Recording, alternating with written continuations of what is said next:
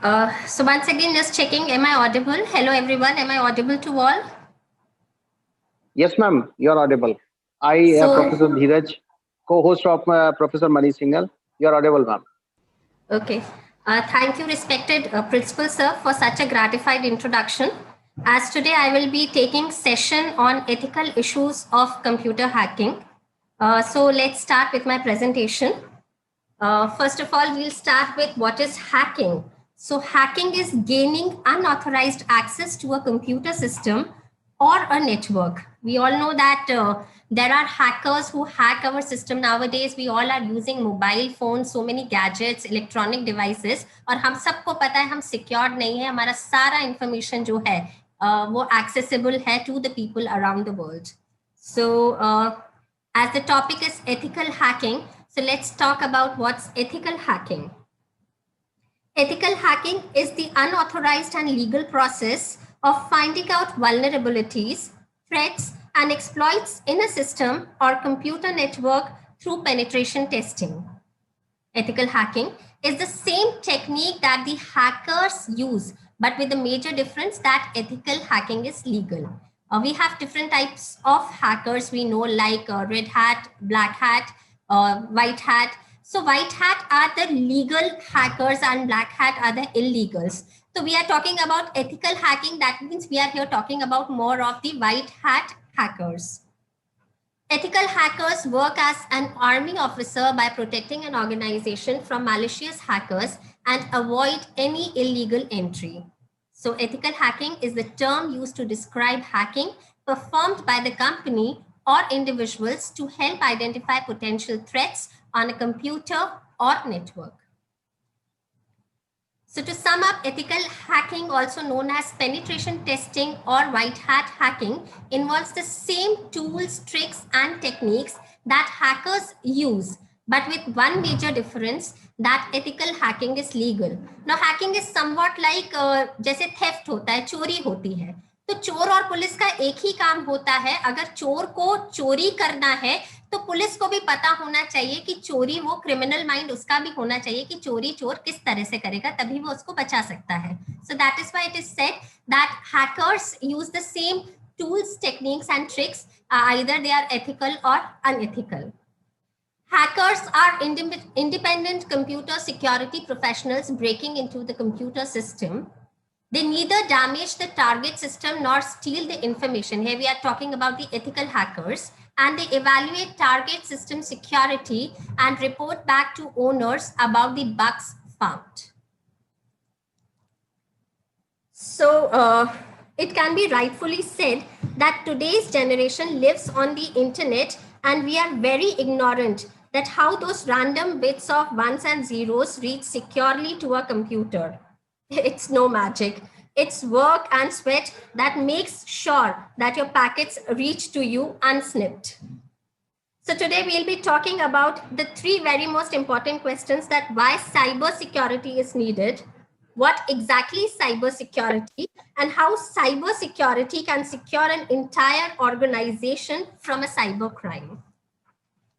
We all know that we are living in a digital era, whether booking a hotel room or a cab or while e-shopping, with constantly using internet and inherently gathering and generating data. This data is stored in the cloud, which is a huge data server, we can say, or data center that you can use online. We can use array of devices to access these data. Now for a hacker, it's a golden age.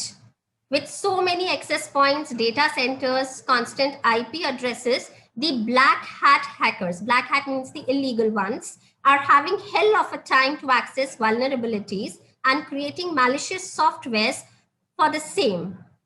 Cyber attacks are evolving by each passing day, and hackers are becoming smarter and creative with their malware and how they bypass the firewalls, etc. So we'll be talking about some of the existing cyber attacks for which we need to learn and how to protect ourselves from them. The foremost is the general malwares, where it comprises for a variety of cyber threats, including the Trojans, viruses, and worms. Malware is defined as code with malicious intent that typically steals data or destroys something on the computer. Talking about phishing, often posing as request for the data from a trusted third party, phishing attacks are sent by emails and ask users to click on a link and enter the personal data. So phishing emails have got much more sophisticated in recent years, making it difficult for some people to discern a legitimate request information from a false one. Phishing emails fall in the same category as spam, but they are more harmful than just a very single app. Next, being the man in the middle attack. By impersonating the endpoint in the online information exchange, that is the connection from your smartphone to your website. The man in the middle attack can obtain information from the end user where he or she is communicating with. For example, if while during the online banking transaction, the man in the middle will communicate with you, impersonating that he is the bank, and with bank impersonating you. So what happens is that the man in the middle will receive the information from the third party, that is your bank details or maybe your personal information. Next is the denial of service or the distributed denial of the service attack, which focuses on stopping the services of a network. This overwhelms the network and stops the legitimate packets from being transferred to the destinations. They compromise various bots. So under the network becomes overloaded and then there is no longer proper functioning of the network. Talking about SQL injection is a code injection technique used to attack data-driven applications in which malicious SQL statements are inserted into an entry field of execution. To dump the database contents to the attack, SQL injection must exploit a security vulnerability in an application software. For example, when we input the entire fields that are to be inputted incorrectly and filtered, string literals, escape characters embedded in SQL statements or user input is not strongly typed and unexpectedly executed. So SQL injection is mostly known as attack vectors for website, but can be used to attack any type of the SQL database. Next, the zero-day exploit. This vulnerability is a computer software that is known to those who should be interested in mitigating the vulnerability. Until we know that we have been victimized, the vulnerability is mitigated, hackers can exploit it to adversely affect the computer programs, data, additional information on the computer or the network. Then there is cross-site scripting attack. Examples of reflected cross-site scripting attacks include when an attacker stores malicious scripts in the data sent from a website search or contact form. A typical example of reflected cross-site scripting is a search form where visitors send their search query to the server and only they see the result.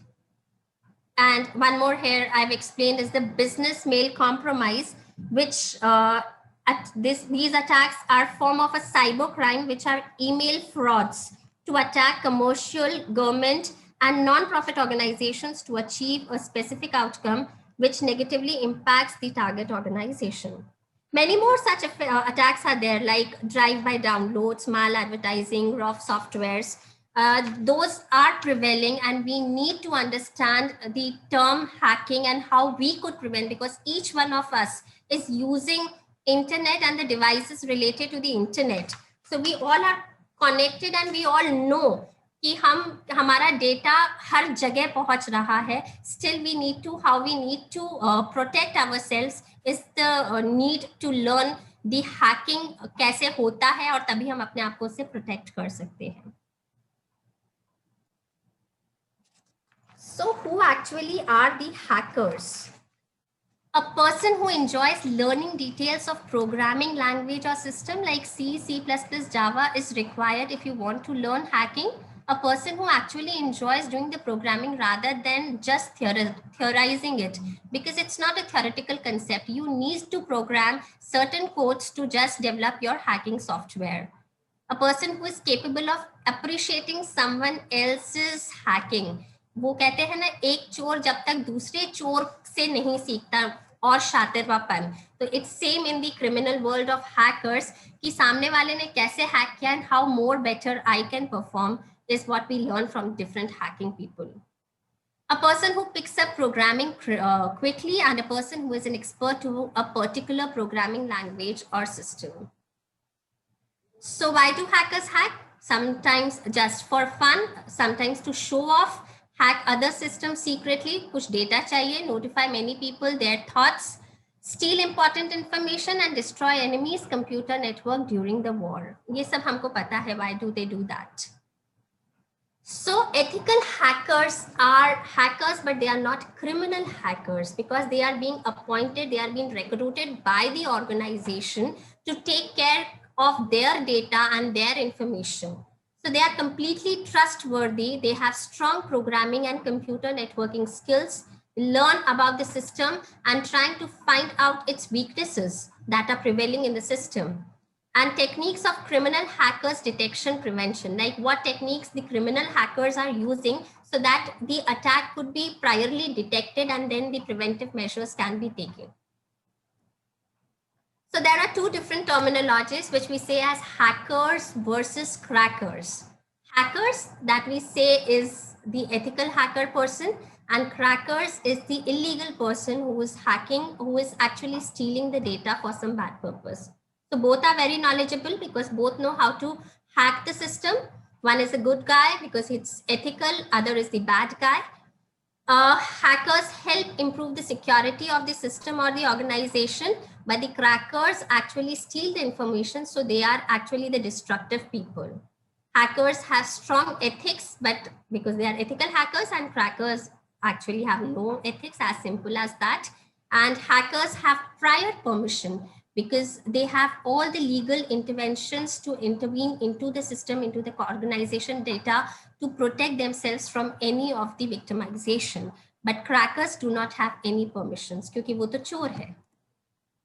So again, to classify more, these are of three types known as the black hat hacker, white hat hacker, and the gray hat hacker. Black hat, जिसको हम criminal hacker बोलेंगे, a black hat hacker or cracker are individuals with extraordinary computing skills resorting to malicious or destructive activities. This is black hat hacker use their knowledge and skill for their own personal gains, probably by hurting others. These are not good people, we all know. But the white hat hackers are good people because we can trust them for the protection, for to prevent our organization or ourselves from victimization on the network. So white hat hackers are those professing hackers skills and using them for defensive purpose. This means that the white hat hackers use their knowledge and skills for the good of others and for the common good. Now grey hat hackers, आपने बहुत सारी websites भी देखी होगी जैसे Anonymizer and all. Those are hacking websites जो आपका masking करता है, IP addresses छुपाता है. But again, you can't reveal your actual information to them because you cannot classify whether they are good people or bad people. तो इस तरह की category को हम बोलते हैं grey hat hackers. They are individuals who work both offensively and defensively at various times. We cannot predict their behavior. Sometimes they use their skills for the common good, while in some other times he uses them for their personal gains. So this is the three major classification of the types of hackers, that is black, white and gray. Now what happens? अचानक पता चल गया अगर मेरा system hack हो गया है, तो सबसे पहले मुझे क्या करना चाहिए? Anybody from the audience? Sir, it's a two-way communication or just I need to speak and the question answer session will be at the end?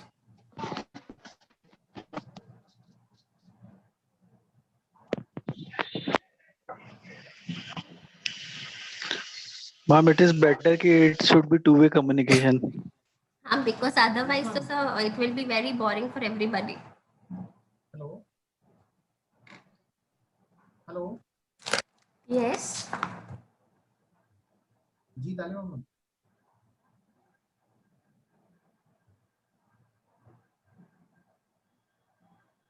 hello. Yeah. Shall I proceed, sir? Anything anybody need to ask or No, please. Please okay thank you sir. तो एक बार जब पता चल जाता है कि हम hack हो गए हैं तो हमको सबसे पहले तो क्या करना है, अपने सिस्टम को शट डाउन कर देना है और जिस भी नेटवर्क से हम कनेक्टेड हैं हमें उस नेटवर्क से अपने सिस्टम को हटा देना है। देन हम अपने सिस्टम में जो भी डाटा है उसका एक बैकअप ले ले and we should reinstall all the programmes. Then फिर आप वापस नेटवर्क से कनेक्ट हो जाए एंड अगर आपका डेटा बहुत क्रूशियल था और आपको लगता है बहुत कुछ हैक हुआ है then it's better that you inform the police. Late me tell you that cyber crime में बहुत ज्यादा हमें पुलिस या गवर्नमेंट हेल्प नहीं कर पाती है because those who are doing the hacking process are learned hackers. उनको पता है कैसे हैकिंग की जाती है। तो सबसे पहले वो अपना मास्किंग कर देते हैं। आईपी एड्रेस हमें पता है इज द इम्पॉर्टेंट टूल जिसके थ्रू सिर्फ हैकिंग हो सकती है। जब चोर को पता ही नहीं होगा कि किस घर में चोरी करनी है, एड्रेस ही नहीं होगा, तो वो घूमता रहेगा। सो अगर हमारा आईपी एड्रेस बहुत अच्छे से मास्क्ड है, मतलब nobody can trace it out, तो हम whether it's the police or it's the government, nobody can trace out. तो it's better, यहाँ पर एक ही चीज बोलना जरूरी है that prevention is better than cure. हम अपने आप को जितना बचा सकते हैं, once lost it's very difficult to get it back. तो जितना हम prevent कर सकते हैं अपने आप को उतना ही better रहेगा।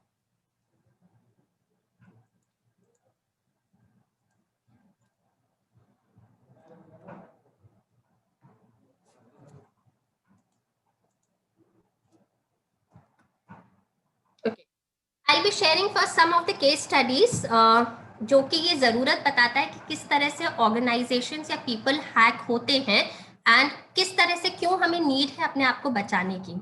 एक रीसेंट का केस स्टडी है of a Mumbai girl who used to chat with a guy who used to stay somewhere not in India, somewhere in abroad. क्योंकि मुंबई में आपको पता है घर बहुत छोटे होते हैं। The girl used to stay in a one room apartment, पूरा एक ही कमरे में उसका पूरा अपार्टमेंट था। And the guy to whom she was chatting managed to hack her webcam. उस गाय ने उसका वेबकैम हैक कर लिया था। That means whatsoever the girl was doing while her system was connected and it was on this network, क्योंकि वो all the time ऐसे ही network से कनेक्टेड होता था, उस रूम में जो चल रहा है वो ब्रॉडकास्ट कर रहा था किसी वेबसाइट पर। Later on when the girl went for an interview, the interviewer said while selecting her कि मैं आपको क्यों नहीं सिलेक्ट करूंगा जबकि मैं आपको रोज देखता हूं।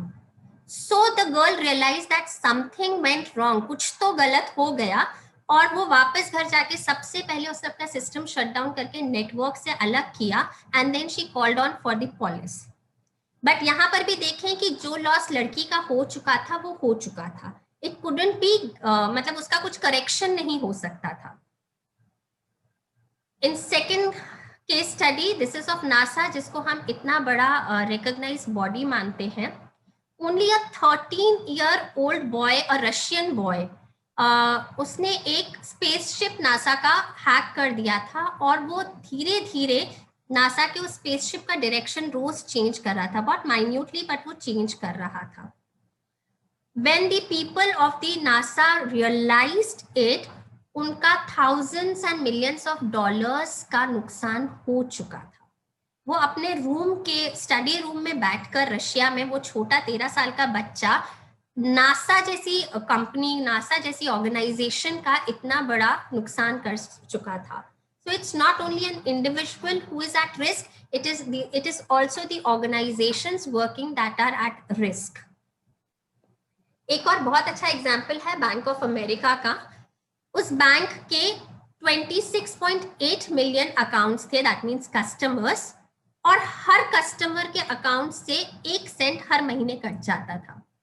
अब आप भी सोचिए अगर हर महीने आपके अकाउंट से 1 रुपया कटता है तो आप बहुत ज्यादा ध्यान नहीं देंगे क्योंकि आपको लगता है 1 ही रुपया तो है। But then at the end of 6 months actually जिसने हैक किया था उसके अकाउंट में 7.23 करोड़ आ चुके थे।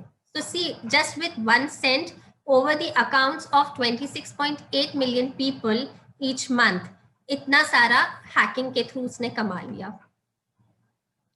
So these are some of the case studies that show us कि ये हो रहा है, this is prevailing. And again what I said before कि हम कर क्या सकते हैं, सिर्फ अपने आप को सचेत कर सकते हैं. ऐसा कुछ हमको थोड़ा सा भी लगता है something is happening, something wrong is happening, तो precautionary measures पे हम उसी टाइम अपना कुछ करेक्शन करें. हैकर्स बनना है जिनको ऐसा लगता है कि future they want to become an ethical hacker, और कई बच्चों को बहुत शौक होता है हैकिंग सीखने का. So the person, the student should be very good in the programming. हमने पहले भी बात किया कि उसका प्रोग्रामिंग स्किल एक्चुअली बहुत अच्छा होना चाहिए. For example like C++, Java and all. The student should be well aware with all the networking concepts. Basic is the TCP/IP protocol के जो पूरे 7 layers हैं and how the packets are being transferred, ये बहुत ही उसको अच्छे से आना चाहिए. Unix पे कमांड होना चाहिए. आप सबको पता होगा कि it's Kali Linux that is used majorly for the hacking purpose. जो major hacking के courses करते हैं, they work on Kali Linux. So Unix is again the operating system, the platform that the hackers need to learn.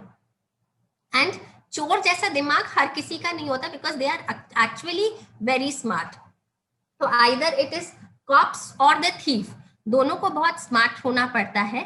So to be a hacker, the ability to think like a criminal, smart thinking जिसको कहते हैं, वो होना बहुत जरूरी है.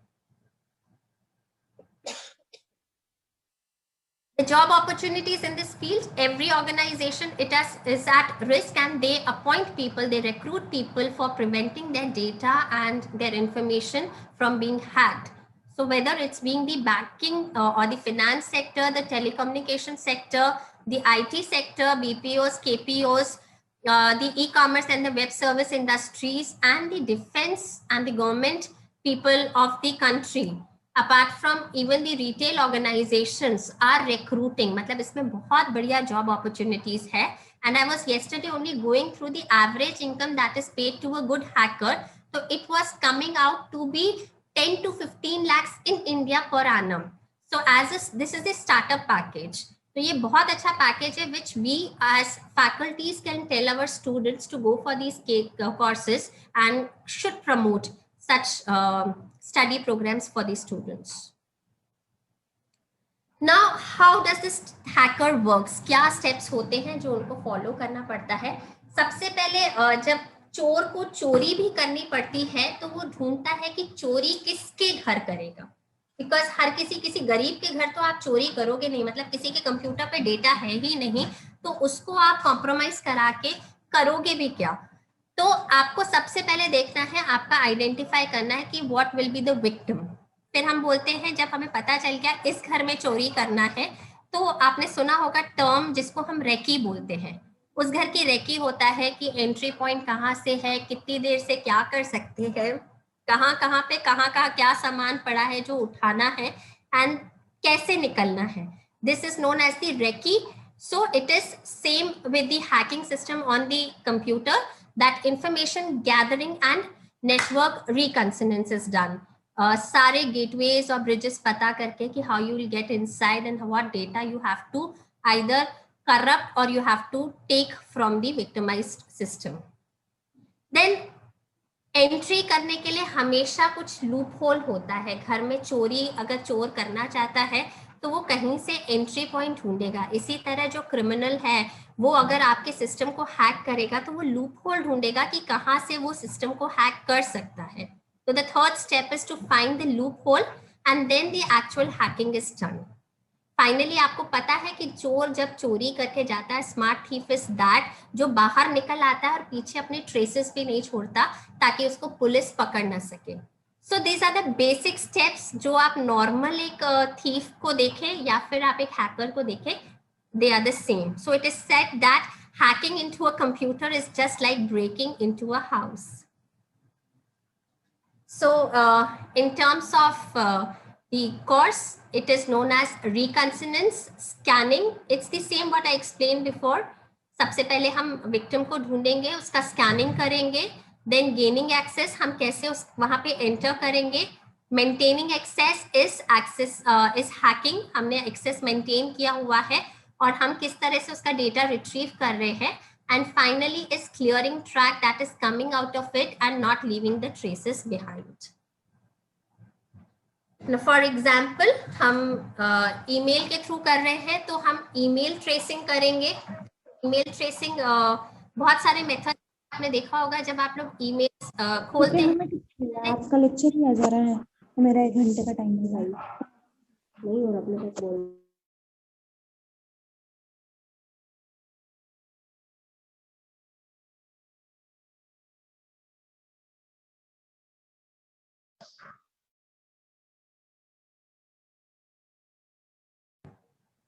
Am I audible? I've unmuted. Yes, ma'am, you are. Yes. So again, I'm telling most important part is the IP address part. IP address जब तक आपका safe है, आप safe हैं, जैसे ही आपका IP address reveal हो जाता है, that is you know the unique identity for each system. Her system, her electronic device जिससे आप connect हो रहे हैं has a unique IP address. और अगर अटैकर को आपके सिस्टम या पॉइंट को होस्ट को अटैक करना है तो उसको कम से कम आपका आईपी एड्रेस तो ट्रेस करना रहेगा। So to become safe the base is to protect your IP address, और हम इसी बारे में आगे बात करेंगे कि इसको हम कैसे प्रोटेक्ट कर सकते हैं। सो there is an email tracker pro website which tells you कि कहाँ से ईमेल आया है। मैंने अभी भी आपको बताया कि कुछ इमेजेस आते हैं when you get your emails, sometimes you click on those images, तो पिक्सेल्स जो आप जिस पे आप क्लिक करते हो उसके थ्रू भी ट्रेसिंग हो जाता है कि from where you are actually using the email account. So उसके थ्रू भी आपका आईपी एड्रेस ट्रेस हो जाता है। इसीलिए अनवांटेड और स्पैम ईमेल्स उसको कहते हैं pixel tracing, and the other one is the email tracker pro. ये सब ट्रैकिंग करते हैं आपके ईमेल्स के लिए। So now talking about the IP address, there are two forms of categorization, है ना। हम बात करें कि what are the different types of IP addresses available on the internet. So primarily we will say that there are two types of IP addresses known as the dynamic IP address and the static IP address. Dynamic IP address, as the name says, it changes each time you disconnect or reconnect to your network. The internet service provider gives IP address when you are accessing the point from there. And static IP address are permanent from the time you buy it till you are using it. Typically in companies, your network will give you the static IP address. Dynamic मतलब अगर मैं अपने घर से use कर रही हूँ तो वो हमारा इंटरनेट सर्विस प्रोवाइडर है, दैट विल टेल कि वो डायनेमिक दे रहा है कि वो स्टैटिक दे रहा है। Like if somebody has a dynamic IP address, how will I trace the IP address, क्योंकि वो तो हर बार चेंज हो रहा है। So majorly the techniques will be the same. जो टेक्निक्स स्टैटिक के लिए अप्लाई होती है वही टेक्निक्स irrespective वो static IP एड्रेस है कि वो dynamic IP एड्रेस है। The only problem is once you get the IP address in the dynamic addressing, you can hack the victim till he or she is online. क्योंकि एक बार वो disconnect हुआ तो next time उसका IP address same होगा कि फिर different हो जाएगा, वो हमें नहीं पता। मतलब you have to again and again conquer his IP address to victimize his system. जब तक वो एक बार ऑनलाइन है तब तक के लिए तो वैलिड है, एक बार आपको मिल गया, बट वो हर बार। तो मतलब मोर देन स्टैटिक हम ये बोल सकते हैं कि हम डायनेमिक में थोड़े ज्यादा सिक्योर्ड है उसके नेचर से। We as internet users are dependent on our internet service providers because it is their decision. उनका decision होता है whether they want to give us the static IP address or dynamic IP address. But in some cases हम थोड़ा extra पे कर dynamic ले सकते हैं। फॉर एग्जाम्पल स्टैटिक ले सकते हैं। For example if I am hosting my own website और I have my own service, तो मैं चाहूंगी कि जो यूजर अभी एक्सेस किया है वो बार बार यूज कर सके, वो बार बार उसको एक्सेस करे। So from my internet service provider, for that I will have static IP addresses. आप सबके कॉलेजेस के भी जो वेब पेजेस वगैरह हैं उसके लिए आप लोग static IP pages IP addresses लेते हैं, so that all the time you can, or your students or the people visiting your website can search the same content or the same website using the IP address. इसके अलावा एक और categorisation होता है that is known as the public IP and the private IP. Public को ही हम external IP address भी बोल सकते हैं और प्राइवेट को इंटरनल आईपी एड्रेस बोल सकते हैं। मैं एक एग्जांपल देती हूँ। सपोज हमारा कॉलेज में एक हॉस्टल है और हॉस्टल में इंटरनेट कनेक्शन है, तो हॉस्टल के जितने भी पीसीज हैं वो कॉलेज से कनेक्टेड हैं। कॉलेज का इंटरनेट है, हॉस्टल के भी जो पीसीज हैं वो उसी इंटरनेट से कनेक्टेड हैं, और वो जो इंटरनेट कॉलेज का है, कॉलेज जो है वो फाइनली इंटरनेट सर्विस प्रोवाइडर से कनेक्टेड है। So we can say that the hostel PCs are connected to college PC proxy. College का PC proxy होगा जिससे वो connected है and that is connected to the internet. Now, suppose for example, if a college has more than one hostels, मतलब एक hostel में 50 PC हैं, दूसरे में भी 50 PC हैं, तो वो सारे PCs कॉलेज प्रॉक्सी से जुड़े हुए हैं, और वो कॉलेज प्रॉक्सी किससे जुड़ा है? फाइनल इंटरनेट सर्विस प्रोवाइडर से जुड़ा हुआ है। So endless number of college computers are connected to college proxy that is connected to the internet. Now each of the computer is given a private IP in the college LAN और inside the college. हर जो college के अंदर जितने भी system है, अगर वो LAN में है या inside the college है, एक ही एरिया को बिलोंग करते हैं, तो उनके इंटरनल IP एड्रेसेस होंगे। बट जो वो कॉलेज प्रॉक्सी से कनेक्टेड है, that college proxy IP address is known as the external IP address. For example, if I am being connected to you right now, you are sitting outside my college. तो अगर अभी आप मेरा IP address देखोगे तो वो college proxy का IP address होगा. That will not be my system's IP address. Getting the system? एक हो गया internal जो कि मेरे system का internal IP address है. एक जो मैं college के network से connected हूँ college proxy से, and the third party outside will get the IP address of my college proxy. So अब यहाँ मेरा आप सबसे क्वेश्चन है, let's make it a little bit interactive. My question is, suppose इसी कॉलेज में दो बच्चे हैं, अंकित और राहुल, वो इंटरनल स्टूडेंट्स हैं। Ankit and Rahul are two students in the college. अब अंकित और राहुल के IP एड्रेसेस क्या होंगे और वो कैसे फाइंड आउट कर सकते हैं अपने IP addresses? Anybody from the attendees?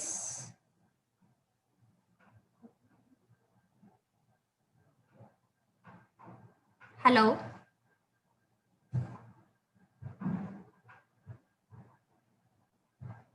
I hope you all are attending.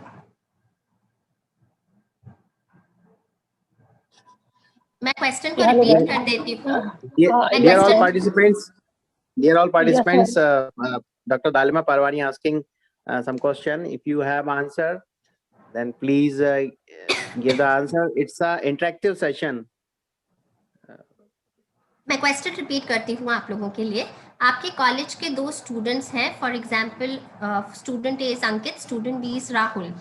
दोनों को अपना IP एड्रेस देखना है, तो वो IP एड्रेस कौन सा होगा और वो कैसे फाइंड आउट कर सकते हैं? एनीबडी?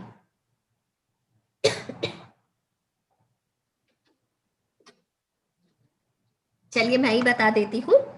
देयर इज मैं कोशिश कर सकता हूँ, but I am not sure. IP address check करने के लिए एक 192 एक IP एड्रेस रहता है पूरा 16 डिजिट का। तो उसमें जो लास्ट 3 डिजिट्स होते हैं, this is the computer ID, I think, I am not sure, but मेरे ख्याल से उसी को हम बोलते हैं। अच्छा, ग्रेट सर, थैंक यू। मैं अभी दो बात कर रही थी, एक कर रही थी इंटरनल IP एड्रेस की और एक बात कर रही थी एक्सटर्नल IP एड्रेस की। ठीक है, इंटरनल IP एड्रेस मैंने बताया जो इंटरनली कम्युनिकेशन के लिए। अभी मैंने बात किया अंकित और राहुल कॉलेज के ही दो स्टूडेंट्स है ना, मतलब they are connected through a LAN, वो आपस में LAN के थ्रू ही बात कर रहे हैं, कॉलेज प्रॉक्सी से कनेक्टेड नहीं है। ठीक है, तो उनका IP address will be the internal IP address. IP address कैसे फाइंड आउट करते हैं? उसके लिए you can search over the Google, it is ma'am CMD से फाइंड कर सकते हैं मैम? क्या? मैम CMD में जाकर इफ कॉन्फिग लिखेंगे तो मैम आईपी एड्रेस पता चलेगा। वो आपका इंटरनल आईपी एड्रेस दे देगा। Very good, very good. आपका इंटरनल आईपी एड्रेस उससे आ जाएगा। बट अगर मुझे कॉलेज प्रॉक्सी का आईपी एड्रेस निकालना है तो कैसे निकालूं? आपने ये तो बता दिया, बहुत ही अच्छा, बिल्कुल करेक्ट आंसर था। वन मोर क्वेश्चन, अब मुझे कॉलेज प्रॉक्सी का आईपी एड्रेस निकालना है। इसके लिए ठीक है, आप सब आज गूगल कीजिएगा, लिख लीजिए, there is whatismyipaddress.com, whatismyipaddress.com।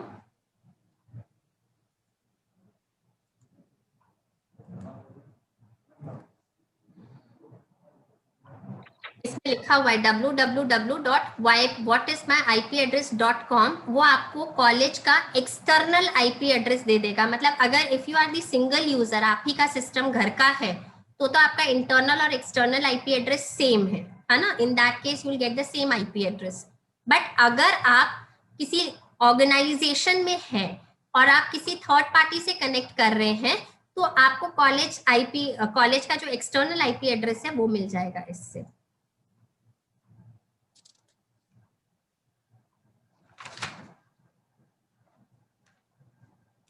Clear है इतना सबको? Yes, So with the internal IP address, they can communicate in between the LAN। मतलब अंकित और राहुल को आपस में बात करना है तो वो लोग इंटरनल IP एड्रेस यूज करेंगे, और अगर उनको बाहर किसी से कम्युनिकेट करना है outside the college premises, then they will be using the IP address of the college proxy। इतनी बात क्लियर है सबको ना? Shall I proceed? Yes, ma'am. Okay, thank Yes, you। ma'am। Okay, अब हम एक नया टर्म यहाँ पे बात करेंगे, that is that network address translation box. हमें पता है बहुत पहले क्या होता था, इतना सारा, अभी तो इंटरनेट आप देखो ग्रोइंग हर किसी के पास है और हर एक के पास मल्टीपल डिवाइसेस पे इंटरनेट चल रहा है। एक एक इंसान 6 डिवाइसेस लेके भी घूम रहा है आज के टाइम पे, ये है। And you know each device has an IP address, each network has an IP address. तो एक टाइम था कि आईपी एड्रेसेस की कोई कमी नहीं थी, कोई शॉर्टेज नहीं थी, ठीक है। But as the internet usage has spread, N acute shortage of IP addresses has been created world wide. बहुत सारा शॉर्टेज हो गया है। तो this has led to the emergence of NAT, हम इसको नैट बोलते हैं शॉर्ट में, that is the network address translation box. इसका एडवांटेज क्या है? इससे आईपी एड्रेसेस की नीड रिड्यूस हो गई है, इसने सिक्योरिटी को बहुत बढ़ा दिया है, और क्योंकि आईपी एड्रेसेस अब हमें बहुत ज्यादा मिल जाते हैं, तो इससे हमारा जो इम्प्लीमेंटेशन ओवर द नेटवर्क है वो बहुत इजी हो चुका है। सो इस सिस्टम को मैं समझाने के लिए अभी आपको आप सब को ईपीबीएक्स सिस्टम पता है? कॉलेजेस में एक फोन होता है, या बहुत सारे ऑर्गेनाइजेशन में एक फोन होता है। फोन यूजुअली वो रिसेप्शन पे होता है, और उस रिसेप्शन पे आप जब कॉलेज में कॉल करते हो, है ना, फिर फॉर एग्जांपल आपको बात करना है कंप्यूटर साइंस डिपार्टमेंट में, तो आप रिसेप्शन पे बोलते हो कि you want to speak to the computer science department, and then that call is transferred to the computer science department. फिर आप कंप्यूटर साइंस डिपार्टमेंट से बात कर सकते हो। ये ईपीबीएक्स सिस्टम सबने देखा हुआ है? Yes, sir। है ना? सो इसी को मैं पहले एक्सप्लेन करती हूँ। So let me give you an example to explain the NAT कैसे चलता है। लेट अस अज्यूम दैट एक उसमें 100 एम्प्लॉयज है ऑफिस में। Every employ has an internal phone on their number with an extension number.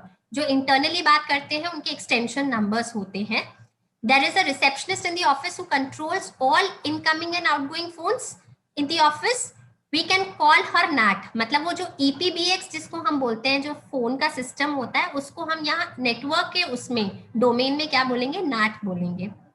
The receptionist has a lookup table that contains a list of employees' names and their respective extension numbers. For example, मैंने आपको बोला, आपने call किया reception पे, आपने बोला आपको computer science department में बात करना है, तो अपने वो लुकअप टेबल में देखेगी कि उसका एक्सटेंशन नंबर क्या है कंप्यूटर साइंस का, और वो फोन को क्या करेगी? वहां पर ट्रांसफर करेगी, ठीक है। सो एम्प्लॉय किससे बात कर रहा है? हमेशा रिसेप्शनिस्ट से, है ना। और रिसेप्शनिस्ट आउटसाइड, मतलब this is the mediating, the receptionist और the EPBX system is the mediating. जो कंप्यूटर साइंस का फोन नंबर है या जो भी नंबर है, एक्सटेंशन नंबर, वो डायरेक्ट किसी भी आउटसाइडर के पास नहीं है. This is for the incoming call I am telling you. ठीक है, कोई भी इनकमिंग कॉल के लिए. सिमिलरली नाउ आउटसाइड कॉल के लिए, now the faculty from the chemistry department wants to make a call outside the college. तो वो क्या करेगी, वो भी पहले रिसेप्शन पे कॉल करेगी. she'll give the number to whom she wants to connect. वो उस नंबर को डायल करके उससे कनेक्ट करेंगे. ठीक है, when somebody from outside the office wants to call you, then they have to call on the office main number. The receptionist or the automatic phone system will pick up the call and ask the outsider to enter the extension number or name they want to speak. Depending upon the extension number entered, the lookup table is used to route the call to the appropriate employee in the office. ये system सबने देखा हुआ है तो आपको समझ आ जाएगा. फिर से समझा रही हूँ, EPBX सिस्टम होता है, कोई भी आउटसाइडर होता है वो EPBX पे कॉल करता है, जिस डिपार्टमेंट में करना है वो जो रिसेप्शन पे बैठा है वो उसको ट्रांसफर करता है for incoming. Similarly for outgoing ऐसे ही होता है. Is it clear? Yes, ma'am. Yes, ma'am. Okay. So now NAT is in terms of networking what we are talking. So the NAT system operates in the similar fashion. जैसे ही हमने EPBX की बात की, NAT भी वैसे ही काम करता है. All employees in the office are given unique internal IP addresses which normally cannot be accessed from the outside network. जो internal IP address है वो बाहर से कोई access नहीं कर सकता. When an internal computer wants to connect to the internet, then the router assigns the internal computer a public external IP address that has been brought to the company. The same public external IP address is shared by all the computers in the network. The internal IP address of the employees remains protected because outsiders are always only communicating to the public IP address of the company. जो example मैंने आपको बताया था, internal जितने भी PCs हैं लैन में उनके इंटरनल आईपी एड्रेस है. कॉलेज प्रॉक्सी का एक एक्सटर्नल आईपी एड्रेस है. तो जो भी कॉलेज में किसी से कम्युनिकेट करता है वो किससे कम्युनिकेट करेगा? College proxy. मतलब वो किसका आईपी एड्रेस देख सकता है? कॉलेज प्रॉक्सी का. सिमिलरली जब अंकित या राहुल भी किसी बाहर वाले से कनेक्ट कर रहे हैं तो वो किसके थ्रू करेंगे? कॉलेज प्रॉक्सी के थ्रू. तो भी क्या होगा, वो अपना आईपी जो इंटरनल उनका लुकअप टेबल है उससे वो इंटरनल राउटर पे कनेक्ट करेंगे और वो फिर आगे उसको ट्रांसमिट करेगा पैकेट्स को. तो इससे क्या हो गया? The main what we have achieved is, देखो मैंने पहले ही बोला हैकिंग करने के लिए एड्रेस जानना बहुत जरूरी है. अभी तो क्या हो गया, सिर्फ कॉलोनी का एड्रेस पता चला. कॉलेज प्रॉक्सी हम मान ले हमको ये पता है एरिया कौन सा है. फॉर एग्जाम्पल अरेरा कॉलोनी है. अब अरेरा कॉलोनी में किस घर में जाके चोरी करना है अभी ये तो पता नहीं चल रहा. तो इस तरह से आप लोग क्या है, प्रोटेक्टेड है. So to hack it is very important for the hacker to victimise and get to fetch the internal IP address. तो इस तरीके से एक तरह से आप बच जाते हो कोई भी विक्टिमाइजेशन से. हम इसको अब एक एग्जाम्पल के थ्रू देखते हैं. For example let us assume that there are 100 students in the college and all of them have been assigned an internal IP address that is 10.94.1.0 11 से लेकर 99, क्योंकि 100 बच्चे हैं तो 0.0 से 0.99 तक हमने 100 बच्चों को इंटरनल आईपी एड्रेस दे दिया.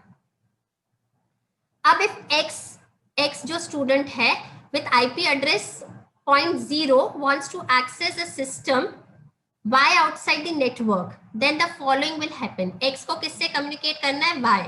X कौन है? कॉलेज का बच्चा है. Y कौन है? कॉलेज के बाहर का पर्सन है. तो अब किस तरह से आपका कम्युनिकेशन होगा? Step 1, student X connects to router requesting an outside connection. Router knows students X internal IP address. उसने NAT पे जो हमने EPBX बात किया, राउटर पे वो कम्युनिकेट करता है. राउटर को पता है कि X का आईपी एड्रेस है 10.94.1.0. अब राउटर क्या करेगा? Router allows the internal system to communicate with outside world using the networks public IP address. अब वो आगे कम्युनिकेट तो करेगा पर राउटर का जो खुद का आईपी एड्रेस है, जो पब्लिक आईपी एड्रेस है, वो उस एड्रेस के थ्रू कम्युनिकेट करेगा. The router maintains a lookup table that maps different connections made by internet computers to various port numbers. हम आगे देखते हैं कैसे ports. आपको पता है socket is the combination of the IP address plus the port, है ना? किस पोर्ट पे कनेक्ट करना है. फॉर एग्जांपल हम बात करें अगर HTTP पे कनेक्ट करना है तो आपको पता है उसका पोर्ट नंबर होता है 80, है ना? तो इस तरह हर आईपी एड्रेस के साथ एक पोर्ट नंबर होता है. इस एग्जाम्पल में देखते हैं. The router maintains a lookup table that maps different connections made by internal computers to various port numbers. Let us see an example to make it easier. Say there are two internal systems A and B. A student बोल दिया उसने और B student, and both of them initiate connections to the same website. किससे ये establish करना चाहते हैं? External, that is google.com. The public IP address of the network is जो router का public IP address है, अब वो क्या है? 203.86.11.0. Then the router will store two connections in a lookup table in the following manner. पहला student A का IP address है 10.94.1.0, वो स्टोर हो गया क्योंकि एक्सटर्नल IP एड्रेस तो सेम है. एक्सटर्नल IP एड्रेस है 203.86.11.0 पर इसका पोर्ट क्या हो जाएगा? X हो जाएगा. सिमिलरली स्टूडेंट B का IP एड्रेस था 10.94.1.1, ये इसका इंटरनल आईपी एड्रेस है. राउटर के थ्रू जो इसका एक्सटर्नल आईपी एड्रेस जा रहा है that will be 203.86.11.0 port Y, because ये दोनों एक ही वेबसाइट google.com को साइमल्टेनियसली कनेक्ट करना चाहते हैं. सो google.com thinks it is communicating with only the public IP address 203.86.11.0. Google को क्या पता कि वो ए से कर रहा है कम्युनिकेट कि बी, उसके पास कौन सा आईपी एड्रेस जा रहा है? कॉलेज के राउटर का. So to send data to the internal system 10.94.1.1 that is for A, Google will send data to the export number public IP address, and to send data to the internal system that is for B, Google will send data to the again public IP address with by port. ये बात clear है? Am I getting clear with this? Yes, ma'am. Or some doubt? Yes, ma'am. Yes, ma'am. It is clear. Okay, thank you. So now the last step, when the router of the college receives data from the remote computer, then the data is forwarded to the respective internal system based on the lookup table. एक बार जो भी data किया router के पास आ गया, router lookup table में देखेगा कि 0.0 A student का था, 0.1 B स्टूडेंट का था, और लुकअप टेबल से देखकर वो आपका आईपी एड्रेस मैच करके वो रिस्पेक्टिव डेटा आपके आईपी वाले सिस्टम पे पहुंचा देगा. Data send to the public IP address is forwarded to the internal system and data send to the public IP address of B is forwarded to the internal system of B. Sir ना, as simple as that. ये बात clear होगी? आपको EPBX system जैसा ही पूरा वो कर रहा है जो हम NAT सिस्टम की बात कर रहे हैं. हम सबके अंदर इंडिविजुअल आईपी एड्रेसेस है. जो कॉलेज का प्रॉक्सी है, राउटर है, वो लुकअप टेबल से मैच करके हमें आगे कनेक्ट करता है और डेटा फेच करके हमारे सिस्टम तक पहुंचाता है. मतलब there is a mediating zone. हमने बीच में एक लेयर ऐड कर दी है जो मीडिएट कर रही है. तो हमारा क्या है? मास्किंग हो रही है. हमारी जो इंटरनल आईपी एड्रेस है वो डायरेक्टली बाहर नहीं जा रही है, जिसको हम इनकैप्सुलेशन भी बोलते हैं. आप लोगों ने प्रोग्रामिंग में पढ़ा होगा encapsulation. So in this way our IP is being encapsulated. Clear to all? Yes, ma'am.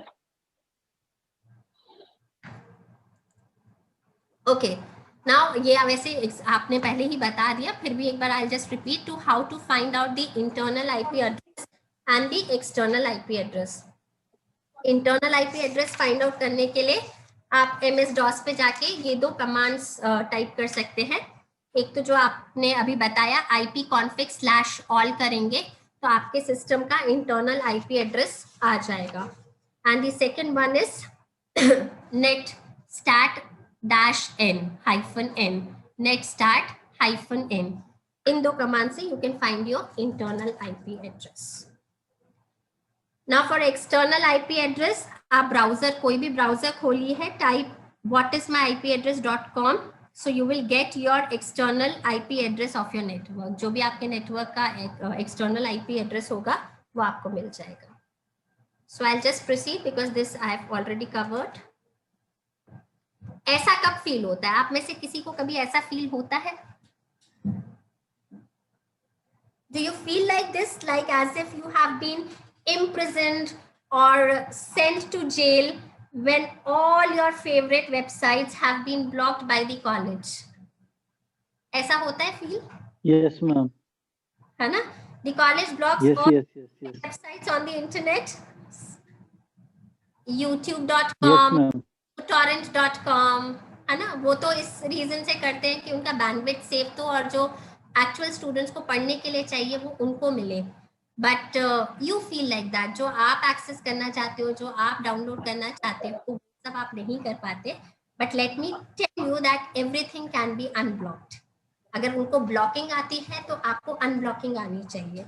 It's not, I'm not telling you something to be unethical towards your college, but this is a part of ethical hacking. मैंने बोला चोर और police दोनों को चोरी का दरवाजा पता होना चाहिए, दोनों को दोनों प्रोसेस पता होना चाहिए. So most organizations have a bad habit, हम भी उसमें से एक हैं, to block all the favorite websites, है ना? सारे favorite websites को हम लोग ब्लॉक कर देते हैं. और कैसे ब्लॉक करते हैं? हम टिपिकली क्या करते हैं, जो मैं अपने कॉलेज में ही करती हूँ कि I maintain a database and a list of the websites जो मैं ब्लॉक कर चुकी हूँ स्टूडेंट्स के लिए. For example youtube.com, facebook.com, uTorrent, ये सारे ब्लॉक कर चुके हैं हम. नाउ व्हाट हैपेंस इज, जैसे ही स्टूडेंट ये वाला कोई भी वेबसाइट यूज कर रहा होता है तो वो जैसे ही एड्रेस मॉनिटर करते हैं, आईपी एड्रेस मॉनिटर करते हैं, लुकअप टेबल से मैच करते हैं, and if the address matches तो वो क्या हो जाता है, आपको डिनाई कर देता है उसका access. So in this way you can not use the blocked, है ना, once.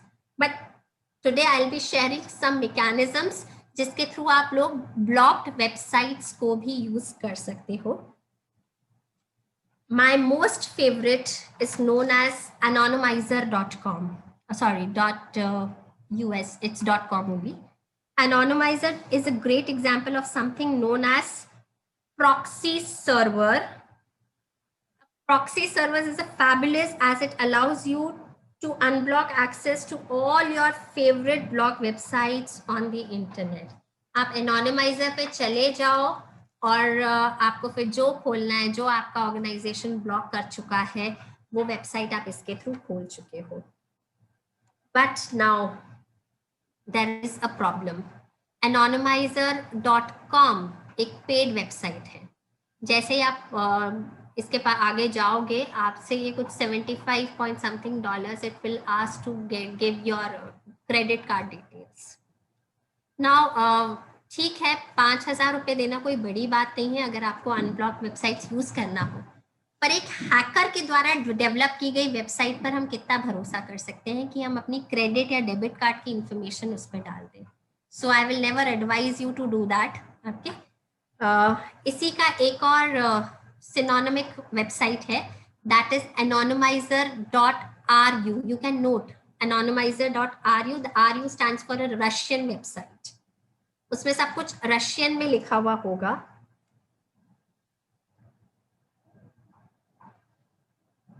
And that is free of cost. This is, आपको कुछ समझ नहीं आएगा पर ओके और वो वाले बटन्स तो आप ढूंढ सकते हैं.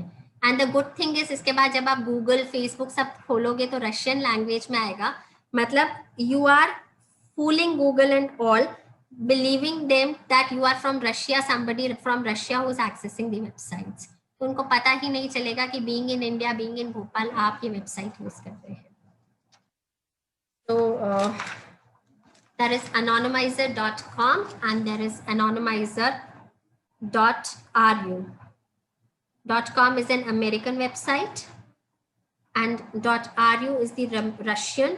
Russian one is the completely free website and it hides your IP address and helps you to access all your favorite websites. So this I think will be a good thing for the students. Now proxy servers की हम यहाँ बात कर रहे हैं. Proxy servers, I'll go to one slide पहले. मैं पहले इस स्लाइड को थोड़ा सा बता दूं, जैसे कहते हैं ना परफेक्ट चोरी किसको कहते हैं, परफेक्ट क्राइम किसको कहते हैं। तो अगर आपको ये 4 स्टेप्स आते हैं then you are a perfect cyber criminal. The number 1 is proxy bouncing, the number 2 is MAC spoofing, हम एक एक पर आएंगे, third is war driving and the fourth one is onion routing. So we'll start with, हम यहाँ पे proxy servers की बात कर रहे थे।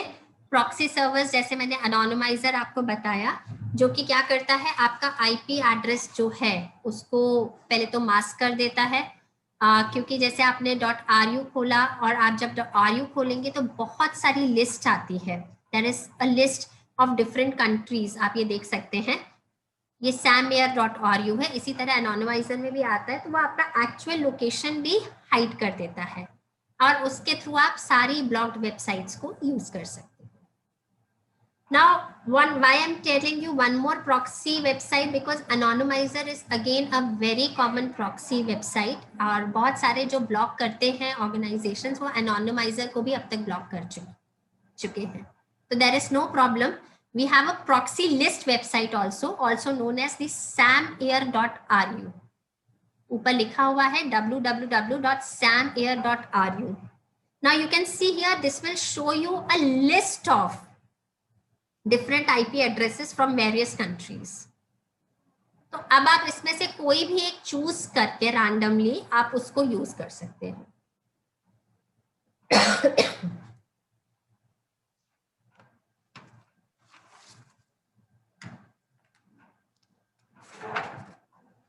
This much is clear? Yes, ma'am. Yes, ma'am. So this is web proxy जिसका नाम है, this is again one more very good, जिसको कहा जाता है hidemyass.com। इसके थ्रू, क्योंकि बाकी जो आप प्रॉक्सी जो मैंने पहले दो बताया SAMAIR या एनोनिमाइजर में, अगर मैं फेसबुक यूज कर रही हूँ तो पर फेसबुक ही लिखा हुआ आएगा। अब यहाँ पर आप देखेंगे, अगर मैं hidemyass से फेसबुक खोल रही हूँ तो ऊपर फेसबुक भी लिखा नहीं आ रहा है, ऊपर क्या लिखा हुआ आ रहा है, आईपी में एड्रेस बार में hidemyass ही आ रहा है। तो here it is even protecting about what you are accessing from that proxy server. So this again is a very good proxy server which allows you to hide your IP address on the internet and access the blocked websites.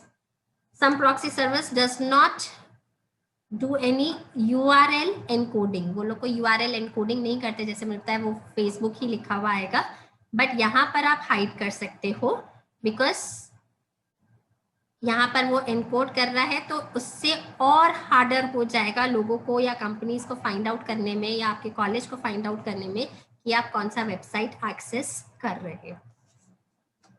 So I talked about through 3 proxy servers, that is anonymizer.com and .ru, samair.ru and hidemyass.com.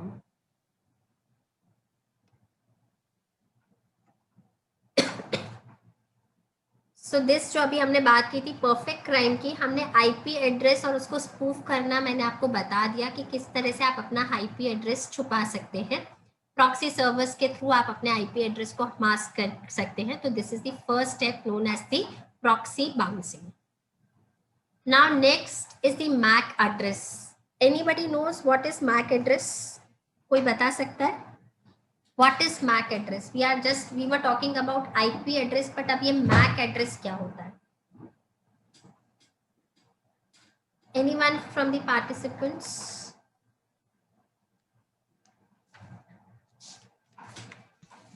No, ma'am, don't know. Okay. MAC address of my machine is different. MAC address आप सबके system में network interfaces जिसके through आप internet से connect होते हो, तो वो कार्ड्स के थ्रू आपका एक उस कार्ड के थ्रू एक यूनिक एड्रेस बनता है, that is known as the MAC address. कौन देता है ये मैक एड्रेस? सबसे पहले बात करते हैं। For example I am using a del computer, तो जिस दिन मैंने ये कंप्यूटर खरीदा था उस दिन मुझे मैन्युफैक्चरर से मैक एड्रेस मिला था, ठीक है। और इस मैक एड्रेस जब तक ये मेरे पास लैपटॉप रहेगा तब तक ये मैक एड्रेस रहेगा। तो आपको पता है मोबाइल चोरी हो जाता है अगर, तो वो क्या मांगते हैं मोबाइल से, जो आप देते हो तो मोबाइल ट्रेस हो सकता है, क्या मांगा जाता है? इस मोबाइल में उसका एड्रेस वो है और I'm not getting your voice. Mobile का कौन सा नंबर मांगा जाता है? Anybody? Ma'am IMI number ma'am. IMI number है ना, क्यों? क्योंकि वो मोबाइल के प्रोडक्ट के साथ जितना आप खरीदेते हो उसमें लिखा हुआ रहता है आपका IMI नंबर, और उसके थ्रू वो चेंज, वो हर मोबाइल का इंडिविजुअल होता है। इसी तरह हर सिस्टम का एक मैक एड्रेस होता है जो मैन्युफैक्चरर देता है। तो सेकेंड थिंग इज, जिससे हम पकड़ाई में, हम क्या बात कर रहे हैं, हम हैकिंग की बात कर रहे हैं। तो हैकिंग की हमेशा बात क्या करते हैं कि हम कैसे कैसे पकड़ाई में आ सकते हैं। पहली बात की थी हमारे घर के एड्रेस की, है ना, घर के एड्रेस की, दैट इज IP एड्रेस। तो हमने IP स्पूफिंग देखा, हम कैसे IP एड्रेस को हम स्पूफ कर सकते हैं, बचा सकते हैं, जिसमें हमने बात किया प्रॉक्सी सर्वर के थ्रू बचा सकते हैं, ठीक है। अब दूसरा हो गया हमारा मैक एड्रेस, क्योंकि हम किसी न किसी डिवाइस से कनेक्ट कर रहे हैं। तो अब हम उसको कैसे चेंज कर सकते हैं या उसको कैसे हटा सकते हैं, उससे कैसे बच सकते हैं, क्योंकि वो हर सिस्टम का परमानेंट होता है। हर जो भी आपने खरीदा है PC या लैपटॉप, वो उसका परमानेंट होता है। सो इसको कहा जाता है मैक स्पूफिंग। मैक स्पूफिंग का नंबर, जैसे आपने उसमें IP कॉन्फ़िग ऑल से, इसी तरह या गेट मैक से आप MS-DOS पे जाएंगे तो आपका मैक नंबर बता देगा वो, है ना। So, but it is extremely important for criminals because they wanted to victimize your computers. तो इसको भी बचाना बहुत important है। तो इसके लिए हम एक इसमें लिखा हुआ है MAC maker. This is a software that can change your MAC address. बहुत ही फ्री सॉफ्टवेयर है, you can download it from the internet, MAC maker. और इसके थ्रू आप अपने PC का, अपने लैपटॉप का मैक एड्रेस चेंज कर सकते हो। I'll give you an example. Example से ज्यादा समझ आएगा। मेरी एक फ्रेंड है ना, मैं और मेरे फ्रेंड्स 2 हैं हम लोग, और मुझे मेरी फ्रेंड कॉलेज की बिल्कुल पसंद नहीं है। See, it's very important, listen to that, है ना। मुझे मेरी फ्रेंड बिल्कुल पसंद नहीं है, पर अब मैं क्या चाहती हूँ, मैं चाहती हूँ कहीं ना कहीं तो मैं इसको फंसा दूँ, आज मैं इसको प्रॉब्लम में ले आती हूँ। सो मैं क्या करती हूँ, मैं उसको, उसका मैक एड्रेस जो है ना, I'll find हर मैक एड्रेस किससे, डेटा स्निफर। डेटा स्निफर से आप उसका मैक एड्रेस निकाल सकते हो। फिर अब मैंने उसका मैक एड्रेस स्पूफ कर दिया, और मैं क्या प्रिटेंड, मतलब मैंने माय मैक से अपना उसका मैक एड्रेस लेके अपने में डाल दिया, अपनी स्पूफिंग कर दी, चेंज कर दिया अपने सिस्टम का मैक एड्रेस। उसके बाद I hack into the principal's computer. मैंने प्रिंसिपल के कंप्यूटर को हैक कर दिया अपने सिस्टम से। बस मैंने क्या किया था, स्पूफिंग किया था। मेरा मैक एड्रेस मैंने क्या कर दिया, चेंज करके अपने फ्रेंड का मैक एड्रेस ले लिया था डेटा स्निफर से, और वो डाल लिया। अब प्रिंसिपल का आप सिस्टम हैक करोगे तो प्रिंसिपल तो अपसेट हो जाएगी, तो पूरा कॉलेज इन्वेस्टिगेट करेगा, एंड फाइनली आपका मैक एड्रेस ट्रेस किया गया। क्योंकि जिस तरह से मोबाइल का IMI नंबर ट्रेस हो सकता है, इसी तरह हर किस सिस्टम से काम हुआ है, आपने ये कई मूवीज में भी देखा हुआ था कि किस सिस्टम से हुआ है, ये मिल जाता है। सो आप पकड़ाई में जाते हो, पर वो मैक एड्रेस एक्चुअली क्या है, आपका नहीं है, आपके फ्रेंड का है। आपने तो स्पूफिंग की थी, तो आप बड़े खुश हो क्योंकि आपने तो उसको ट्रबल में डाल दिया। So this is a very classic example where spoofing MAC address is very valuable. मतलब देखो, आप एक MAC एड्रेस से कोई आपको कितने आसानी से फंसा सकता है। So समझ आया? Yes ma'am. Yes ma'am.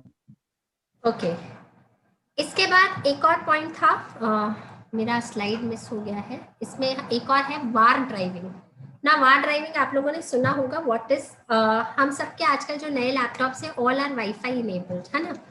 तो हमारे पास इसके लिए, वार ड्राइविंग के लिए 2 चीजें होनी चाहिए। पहली चीज होना चाहिए हमारे पास एक वाईफाई इनेबल्ड लैपटॉप, और दूसरी हमारे पास होनी चाहिए एक कार। अब मैं क्या करूंगी, अपना लैपटॉप लेके कार में बैठ जाऊंगी और पूरे भोपाल में घूमूंगी। कहीं ना कहीं तो मुझे फ्री वाईफाई मिल जाएगा, कहीं ना कहीं तो होगा, कहीं ना कहीं मेरे को किसी ना किसी का मैं पासवर्ड नहीं डला होगा, तो मुझे किसी न किसी के मैं उससे कनेक्ट हो जाऊंगी। I will connect through that wifi, और मैं क्या करूंगी, जो हैकिंग मुझे करना है, I will hack into the network. मैंने हैकिंग कर लिया और मैं वहां से चली जाऊंगी, वहां से मैं भाग गई। ठीक है, अब तो मुझे कोई नहीं पकड़ सकता, क्योंकि वाईफाई क्या था, आपका नेटवर्क था, नेटवर्क आपने अपना यूज ही नहीं किया। मैक स्पूफिंग आप पहले ही कर चुके हो, आईपी एड्रेस आप पहले ही आपका यूज ही नहीं हो रहा क्योंकि आप वाईफाई यूज कर रहे हो, या उसकी स्पूफिंग भी आपको पता चल गया। आपने जब यूज किया तो आपने प्रॉक्सी सर्वर्स यूज किए, तो अब कोई भी पुलिस, कोई भी गवर्नमेंट आपको पकड़ नहीं सकती। आपने चोरी की और आप भाग गए। तो this is Wi-Fi routing. Now we'll talk about the last one, that is onion routing. Onion routing, the very big game changer इसको कहा जाता है। हम सब जो एक इमेज दिखाती हूँ मैं आपको पहले। You can see this image. हम जो Yes, use ma'am. That is surface web, है ना। हम ये जो सारा वेबसाइट्स यूज करते हैं, जो वेब सर्वर्स यूज कर रहे हैं, जो एप्स यूज कर रहे हैं, वो कितना परसेंट है? 4%। अब आप डीप वेब और डार्क वेब में देखो कितना कंटेंट अवेलेबल है, 96%, जहाँ पे सारा डेटाबेस एंड एवरीथिंग है, जो आप एक्सेस कर ही नहीं सकते हो क्योंकि वो आपके उस पे सर्वर्स पे है ही नहीं। आप सिर्फ कौन से यूज कर रहे हो? सरफेस वेब यूज कर रहे हो। ठीक है, तो अब हम इसकी बात करें, मतलब हम कितना कम यूज कर रहे हैं, हम ये देखें, और इसको हम कैसे करते हैं इसकी बात करेंगे। तो we are talking about onion routing. जो टॉर होता है, टॉर का फुल फॉर्म ही होता है TOR is the onion router. The onion router is a free software, और इसके 3000 से 4000 सर्वर्स हैं ग्लोबली, और ये एनक्रिप्टेड कम्युनिकेशन यूज करता है। आपको पता है दो होते हैं protocols that you use for hypertext, one is the HTTP and the other is the HTTPS। दोनों में क्या डिफरेंस होता है? What is the difference between HTTP and HTTPS? Again anyone wants to answer? Ma'am S is secured. Very good, S is secured, है ना। ठीक है, but इसलिए क्योंकि ये सिक्योर्ड रहता है, मैंने बोला ये डीप वेब यूज करता है, डार्क वेब यूज करता है, तो टॉर इज मोर सिक्योर्ड। पर ये बहुत बड़ा गेम चेंजर है क्योंकि इससे बड़ा प्रॉक्सी भी कुछ नहीं है। I will tell you how. मैंने आपको शुरू में बताया कि जब हम किसी से थर्ड पार्टी से कम्युनिकेट करते हैं तो बीच में हम किसी प्रॉक्सी को ऐड कर रहे हैं। मेरा आईपी एड्रेस, कॉलेज का प्रॉक्सी आईपी एड्रेस, और फिर फाइनली इंटरनेट। ठीक है, so now for example I want to do something, hack something, I am sitting in Dubai. अब मैं Tor यूज करूंगी, that is the onion router, I am using Tor। ठीक है, तो Tor कैसा रहेगा? उसका पहला जो सर्वर है वो दुबई में है, वो दुबई के सर्वर से कनेक्ट, प्रॉक्सी सर्वर से कनेक्ट करेगा। फिर वो सर्वर किससे कनेक्ट करेगा? जापान वाला सर्वर किससे कनेक्ट करा? फिर तीसरे सर्वर से कनेक्ट किया वो रशिया में, और फाइनली मैंने जो हैक किया वो इंडिया में था, तो वो जो इंटरनेट में हैक किया वो चौथा कहाँ था? इंडिया में बैठे बैठे। मतलब कितना राउटिंग हुआ? यहाँ से दुबई, दुबई से जापान, जापान से Russia, and finally to India. ठीक है, अब मैंने तो हैक कर दिया। नाउ जब पुलिस के पास केस आता है तो पुलिस कैसे फाइंड आउट करेगी? पुलिस फाइंड आउट करेगी that the used was from Russia, तो वो किसको अप्रोच करेगी? रशियन गवर्नमेंट को। वो रशियन गवर्नमेंट को अप्रोच करेगी, but Russian government can not do और will not do anything.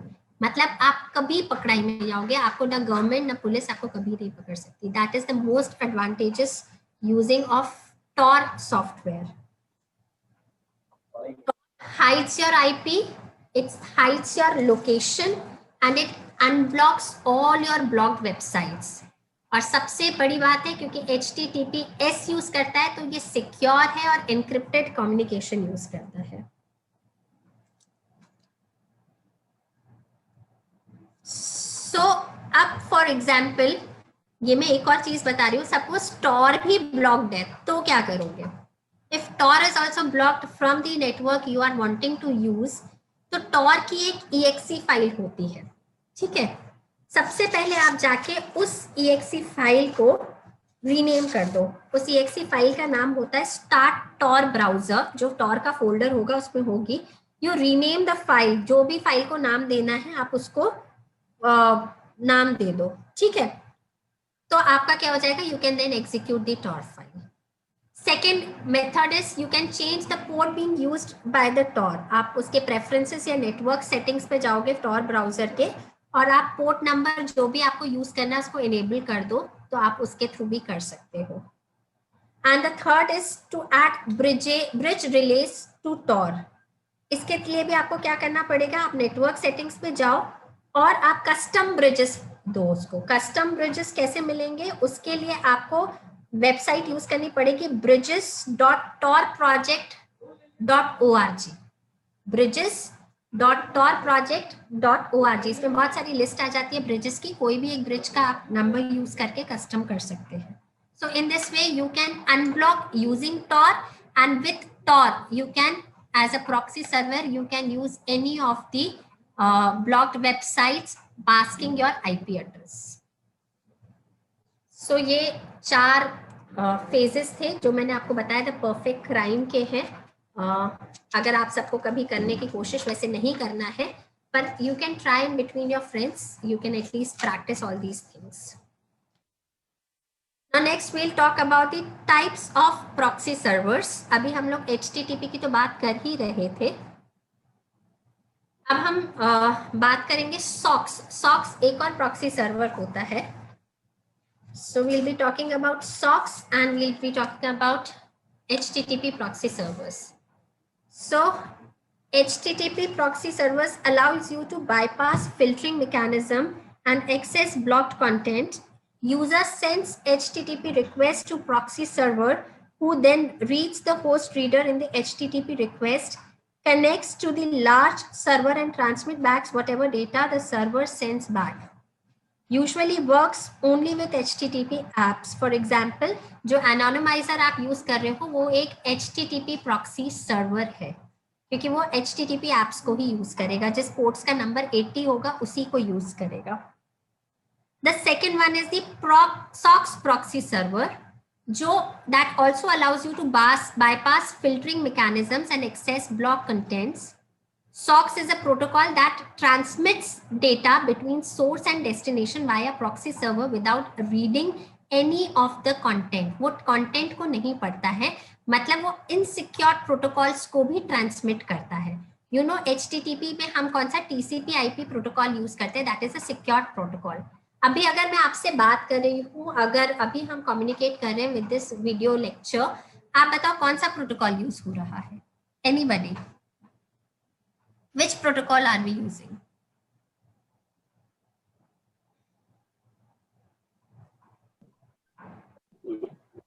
TCP हो रहा शायद। नहीं, user data gram protocol, because it's not secured.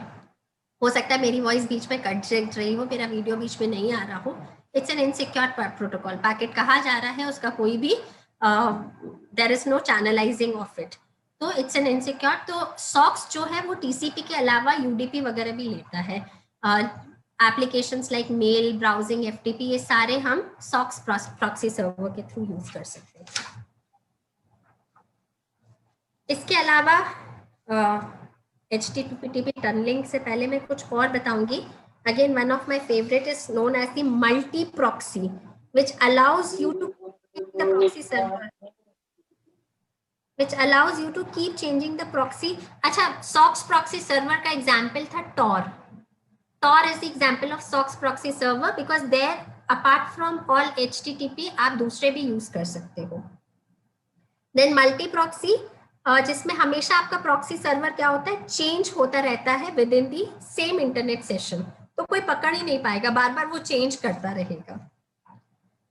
Imagine you are hacking and you can scare that the government might trace you or about revealing, unmasking you, है ना। मैं कुछ कर तो रही हूँ पर मुझे डर तो है कि अगर मेरा IP एड्रेस निकल गया तो उस केस में मैं क्या कर सकती हूँ, मैं मल्टी प्रॉक्सी यूज कर सकती हूँ, क्योंकि एक ही सेक्शन में वो बार बार क्या करेगा, मल्टीपल प्रॉक्सी सर्वर्स को यूज करेगा, तो उससे क्या होगा, कोई आपका IP एड्रेस पता ही नहीं कर पाएगा।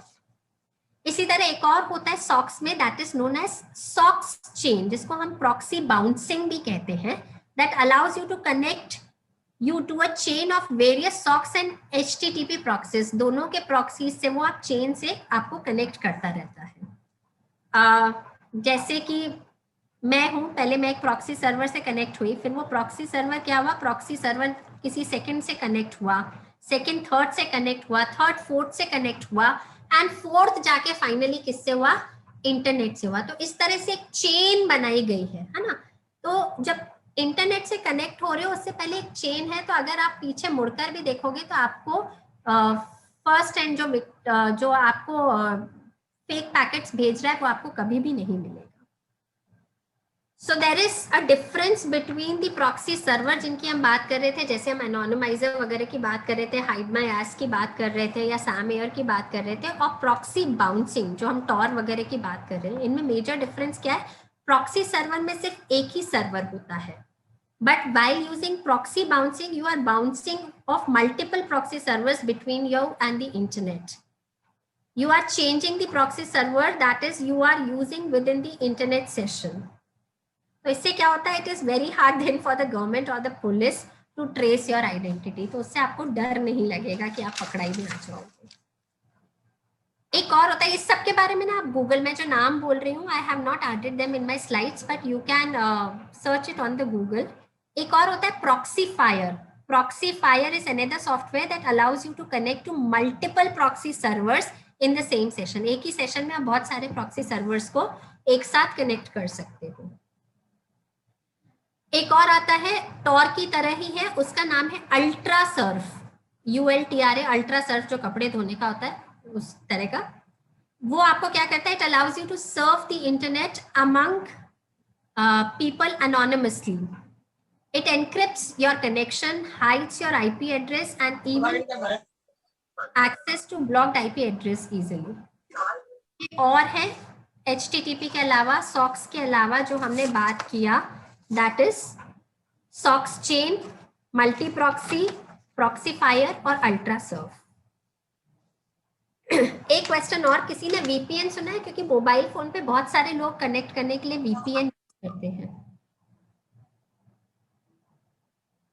VPN आप में से किसी ने यूज किया है अभी तक? यस मैम, किया है। क्या करता है VPN?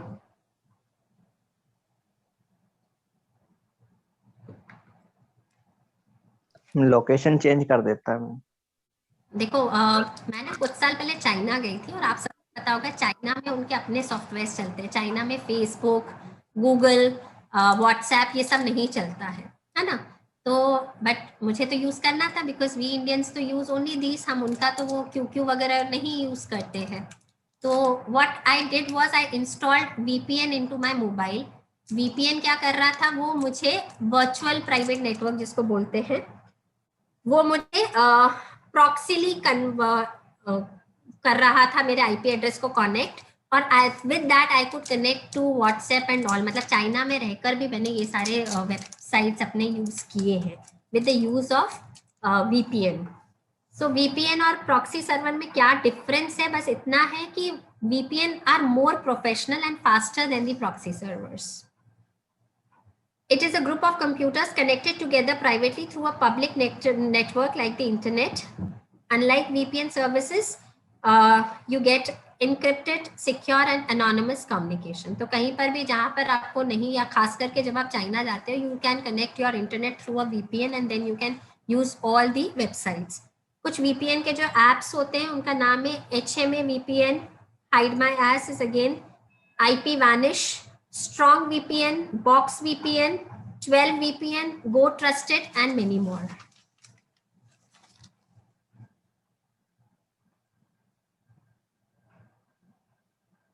अच्छा, अब हम नेक्स्ट आएंगे HTTP टनलिंग में, और इससे पहले मैं इसको थोड़ा सा जनरल लैंग्वेज पे आपको समझाऊंगी कि व्हाट इज टनलिंग, है ना।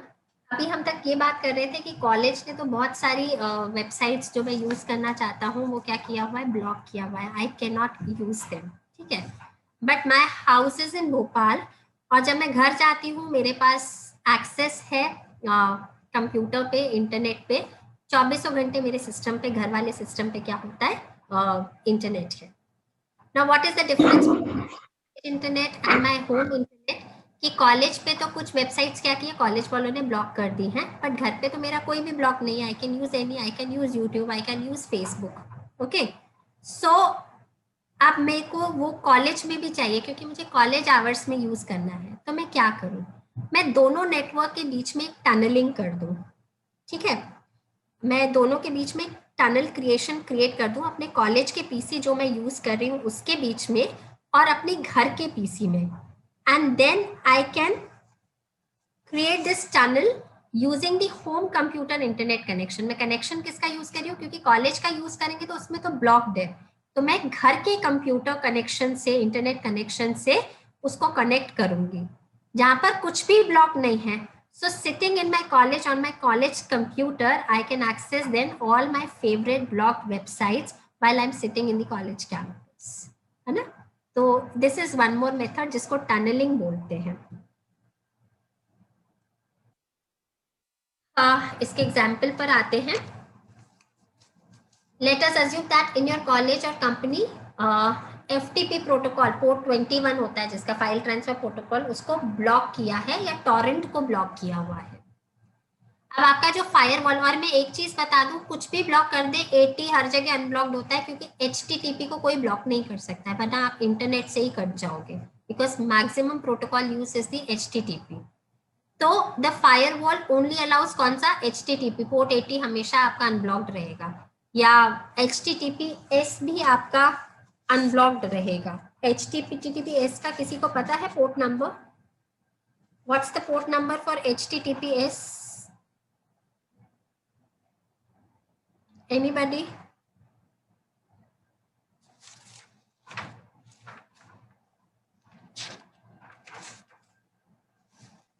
I hope you all are not sleeping in the session.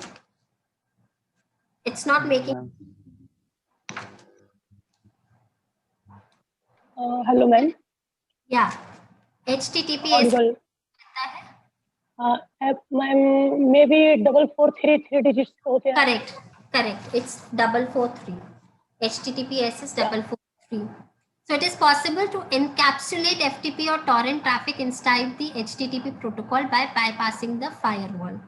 कैसे करेंगे? सबसे पहले हम क्या करेंगे, जो हमारा सिस्टम है, हम HTTP टनलिंग सॉफ्टवेयर होता है जो हम अपने घर के सिस्टम पे इंस्टॉल कर देंगे। सिमिलरली इसी तरह हम क्या करेंगे, जो HTTP टनलिंग क्लाइंट सॉफ्टवेयर है वो हम अपने कॉलेज के सिस्टम पे इंस्टॉल कर देंगे। Now what you will do is, you will go to the FTP और टॉरेंट सॉफ्टवेयर जो ब्लॉक्ड है, क्योंकि हमने एग्जाम्पल में बात की आपका FTP और टॉरेंट सॉफ्टवेयर कॉलेज ने ब्लॉक कर रखा है, जिसको आप इनकैप्सुलेट कर दोगे HTTP टनलिंग क्लाइंट में, and you will send FTP और torrent traffic encapsulated into HTTP protocol via port 80, क्योंकि पोर्ट 80 आपका अनब्लॉक्ड है, टू बाईपास दैट फायरवॉल। उसको तो आपका कॉलेज ने ब्लॉक नहीं किया, तो उससे आप बाईपास कर सकते हो, and then resolve the HTTP tunneling server on your home system. When then you will be using with that you can use or you can channelize the traffic using the file transfer protocol or the torrent destination. मतलब हम क्या कर रहे हैं, हम उसको use तो कर रहे हैं, हम उसको इनकैप्सुलेट कर रहे हैं और पोर्ट 80 से पास करा रहे हैं। तो पोर्ट 80 को तो आपके फायरवॉल ने क्लियर कर लिया और वो घर के नेटवर्क से वो आपको एक्सेस दे रहा है उस ब्लॉक वेबसाइट को। तो HTTP टनलिंग सॉफ्टवेयर्स के कुछ के नाम है टनलाइजर, HTTP port and HTTP tunnel etcetera, many more. Yes. Now this will be the last one. My PPT is very big, but मैं बहुत ज़्यादा डिटेल में नहीं जाऊँगी, maybe it's getting too much for you people. हम बात करेंगे अब सिर्फ people hacking की। I hope this much will do, no? Yes or no? Yes, ma'am. Okay. So people hacking, we know that लोगों के जो मेजरली चीजें होती हैं, हम लोगों का जो पासवर्ड, अगर पासवर्ड किसी चीज का मिल जाए तो we can easily be hacked and cracked. So हम लोग जो पासवर्ड्स रखते हैं वो हम रखते क्या हैं, कुछ हमसे ही रिलेट करता है, बहुत कम होता है. I will tell you, in Kali Linux there are so much, बहुत ह्यूज उनका लुकअप टेबल होता है, तो उसमें से आपको कहीं ना कहीं आपका पासवर्ड मिल जाता है. But other than that also, अगर आप किसी पर्सन को हैक करना चाहते हो तो उसकी जनरल इंफॉर्मेशन, या आप किसी पर्सन की सिर्फ जनरल पूरी बायोडेटा निकालना चाहते हो, उसका सब कुछ उसके बारे में निकालना चाहते हो, तो that also could be, that is known as people hacking. तो उसके लिए सपोज हमें उसका कॉन्टैक्ट एड्रेस चाहिए, डेट ऑफ बर्थ चाहिए, ईमेल एड्रेस चाहिए, या कॉन्टैक्ट नंबर चाहिए, प्लेस ऑफ बर्थ चाहिए, उसके कुछ सैटेलाइट फोटोग्राफ्स मिल जाए, उसकी पुरानी वर्क हिस्ट्री मिल जाए. ये सब तब भी काम आता है when we go for marriages, और जब हम किसी को रिक्रूट करते हैं, that time also this is important. तो इसके लिए हमें क्या करना है, there are again some websites, proxy websites that we can use for this. Number one is, I'll just get you the names, you can write down somewhere. पहला है people.com. the people का स्पेलिंग है PIPL, www.pipl.com, जिसमें आपको जिस भी को भी ढूंढना है उसका नाम डाल दो and you will get all the vital records. जैसे आप लिंक्डइन वगैरह पे, फेसबुक पे लोगों को ढूंढते हो, इस तरह से आप people.com पे ढूंढ सकते हो उनके बारे में सारे डिटेल्स. इसके अलावा एक और होता है spokeo.com, SPOKEO.com. spokeo.com और डिटेल देता है, पीपल में मिलता है पर और detail if you want, it's paid also, paid में और ज्यादा मिलेगा बट कुछ आपका फ्री एक्सेस भी रहता है. तो spokeo.com में और एक्सटेंसिव वाइटल रिकॉर्ड्स आपको उस पर्सन के मिल जाएंगे. And the third one for getting the satellite photos, उसके कॉलोनी के फोटोज या उसके घर के आसपास के फोटोज चाहिए, तो you can also use the Google map, Google Earth satellite views. उसके लिए आप यूज कर सकते हो anywho.com, ANYWHO, anywho.com. तो इस तरीके से आप लोगों की भी हैकिंग कर सकते हो.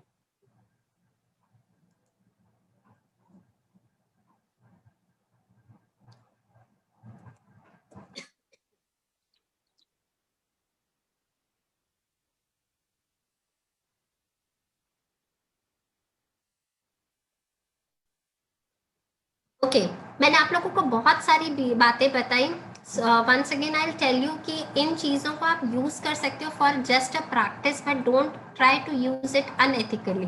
आप किसी इसलिए नहीं बताया गया है कि आप उसको अनएथिकली यूज करें. You can take it and you will be knowing कि कहाँ से आपको विक्टिमाइज किया जा सकता है, तो you can use the defensive mechanism better for you and your organization. Number one, अगर आप एथिकल हैकिंग में आगे जाना चाहते हैं तो आपको क्या क्या स्किल्स होनी चाहिए उसके बारे में हम बात करते हैं. माइक्रोसॉफ्ट का configuration and management and the entire operation you should be knowing. Linux is the base, so knowledge of Linux and Unix and the security settings, configuration and the services, you should be well aware of all these things. The how to configure firewalls and the intrusion detection systems के operations जो सारे हैं वो आपको आने चाहिए. You should have the knowledge of routers, the routing protocols and the control list. Knowledge of mainframes, network का होना चाहिए, मेजरली द TCP/IP प्रोटोकॉल, क्योंकि इसी के थ्रू सारा कम्युनिकेशन होता है. And how they function and then they can be manipulated. And for projects you should be knowing leading, planning, organizing and controlling a penetration testing team, क्योंकि ये team work होता है, it's not a single person work. So after once you have hacked, हम क्या करते हैं, हमने पहले भी बात किया कि जब हमको बाहर आना है तो हम अपने ट्रेसेस को रिमूव करते हैं. तो जो भी सिक्योरिटीज हैं हम उसको पैचअप, जो भी हमने लूप होल्स ढूंढे उसको हमें पैचअप करना रहता है ताकि कोई हैकर उसके अंदर ना आ सके. हम सारे लॉक्स को क्लियर करते हैं और अपने आप को जितना हिडन रख सके, अपना IP एड्रेस जितना हाइड कर सकते हैं, अपना मैक एड्रेस जितना हाइड कर सकते हैं. और एक आपको पता है बैकडोर एंट्री होती है, घर में भी एक बैकडोर एंट्री होती है. क्यों होती है? Why is the backdoor entry used in houses? Ma'am emergency purpose. Of course आपको पता होना चाहिए, एक चोर रास्ता होता है हर जगह तक, तो ताकि आप डिफेंसिव रहे, तो आपके उसकी भी एक एंट्री होनी चाहिए, तो उसके लिए भी कुछ सॉफ्टवेयर्स होते हैं अवेलेबल। सो ये कुछ चीजें हैं जो हमें इंस्टॉल करनी पड़ती है। My work usually, my research work is was on detection and prevention of distributed denial of service attacks, where I used certain algorithms to detect them in the intercloud system and then how to protect them. ये मेरा खुद का research work था।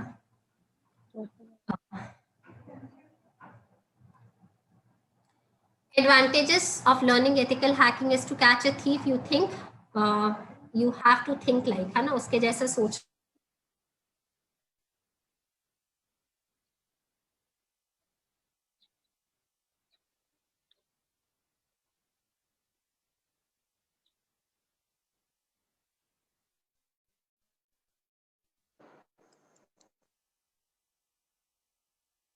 जहां से आप कभी भी आप पब्लिक सिस्टम से अपना बैंकिंग ट्रांजैक्शन ना कर रहे हो, इन सब चीजों का आप बहुत ध्यान दें।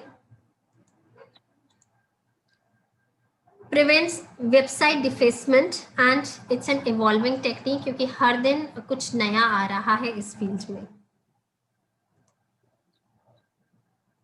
The disadvantages that all depends on the trustworthiness of the ethical hackers, because he or she is also a person in real, है ना, बस एक आदमी और औरत है जो जितना एथिकल होगा, वी एज ह्यूमन बींग्स हम जितने एथिकल होते हैं हम उतना सही काम करते हैं, तो उनके प्रति ट्रस्टवर्दीनेस उनमें होनी चाहिए, and hiring such professionals is really expensive.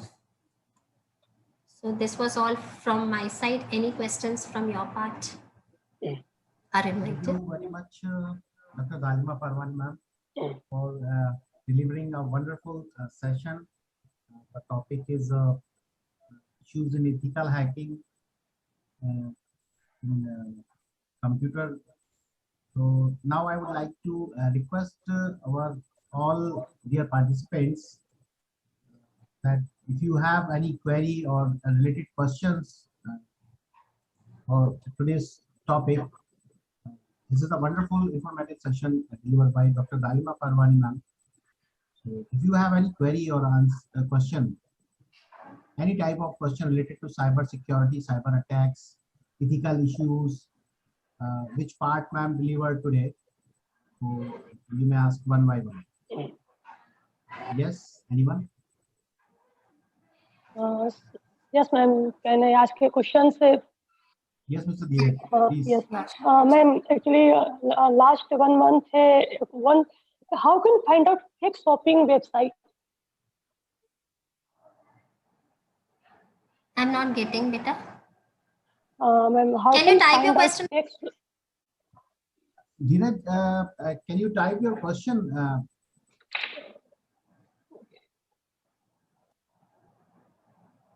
Anyone? Dear all,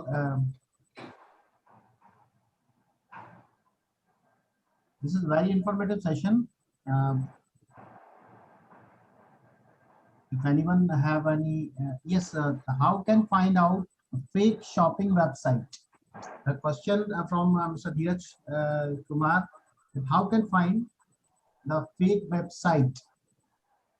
I told बच्चा that it's very difficult to find out. जो hackers और crackers होते हैं, you cannot find out. You have to see to the IP address and you have to see, मतलब आप उनकी history देखिए, reviews पढ़िए, इसीलिए रिव्यूज लोग जाते हैं। When you are even going for a products from a commercial website, shop, e commerce website, first you go for the reviews. बहुत सारे लोग रिव्यूज में ही लिख देते हैं इट्स अ फेक प्रोडक्ट और it's a fake website, so it's basically you have to go with the reviews that are posted on the net.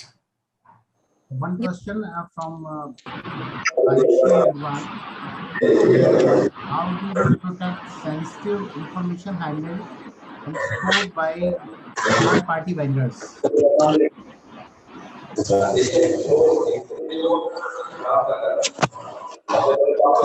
Trustworthiness, if you are storing something with a third party, like for cloud पे अगर हम दे रहे हैं, there are cloud to there are legal conceptions between the two parties. मैंने बोला कुछ भी secure नहीं है, मेरा ये फोन है, इस फोन में जो डेटा है वो भी सिक्योर नहीं है। आप सबने देखा होगा, अभी आप डालिए अपने सर्च में दैट यू वांट पेन, पैरी पेरी का पेन चाहिए, और आप एड्स आने लगे जहाँ जो